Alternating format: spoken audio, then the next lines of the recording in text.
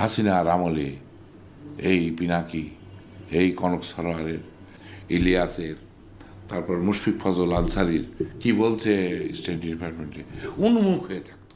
5ই আগস্টের পর তাদের প্রতি আমি বলবো যে অবজ্ঞা প্রদর্শন করা হয়েছে, অবহেলা করা হয়েছে, এটা হৃদয়ে খুব বাজে। আপনি আমাকে অপছন্দ করেন, সেটা আপনি মুখে বললেন, যুক্তি করলেন, কিন্তু অবজ্ঞার, অবহেলার থেকে চরম শাস্তি আর কিছু হতে পারে না।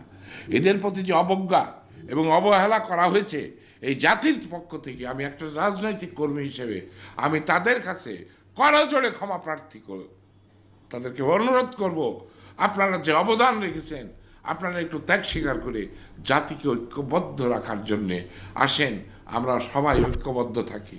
আমাদের নেতা তারেক রহমানের উচিত হবে এদের সাথে অবিলম্বে যোগাযোগ করে আমাদের মতপার্থক্য